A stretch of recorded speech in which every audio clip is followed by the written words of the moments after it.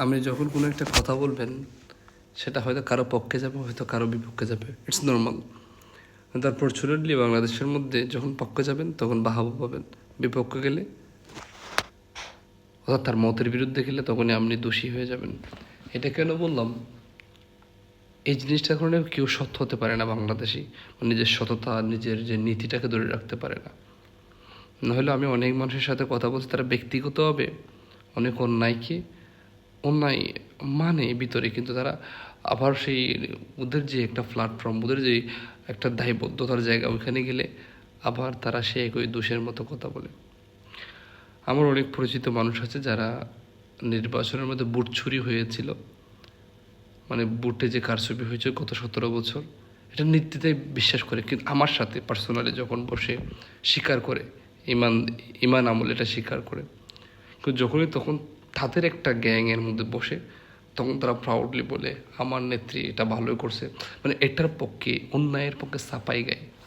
এই যে অন্যায়ের পক্ষে একটা সাফাই গাওয়া, অন্যায়ের পক্ষে একটা সমর্থন দেওয়া, এটা সবচেয়ে বড় অন্যায়। কারণ অন্যায়কারী, একজন শাসক বলেন, অন্যায়কারী টিকে থাকে কিন্তু এই সাফাই সাপোর্টের উপর। কেন কথাটা বলছি? কেননা ভবিষ্যতে যেন এমন অন্যায়কারী আর তৈরি না হয়, তাই কেউ কাউকে জোর করে ফ্যাসিবাদী বানাতে যায় না, দয়া করে। রাজনীতি ভালো লাগে না, রাজনীতি নিয়ে কথা বলতে ইচ্ছে হয় না, কিন্তু আমার দেশ তো আমার। দিন শেষে এই দেশটা কেমন যেন টানে আমাকে, ইচ্ছা হয় দুইটা কথা বলি। একজন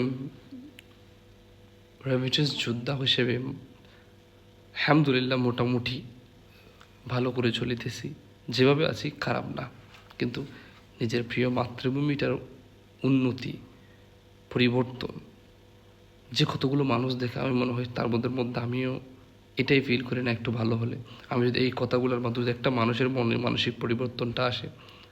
আমরা সব দেখি, পালিয়ে এসে যে বিশ্বের বিভিন্ন উন্নত দেশগুলোতে, বিভিন্ন অগ্রগতি সম্পূর্ণ দেশগুলোতে যখন আসি, ওখানকার নিয়ম কানুন সিস্টেমেটিককে সম্মান করি, মানি, ফলো করি, সম্মানও করি।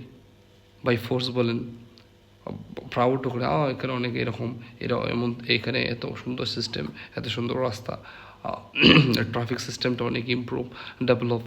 কিন্তু আমি আমার দেশে মানি না।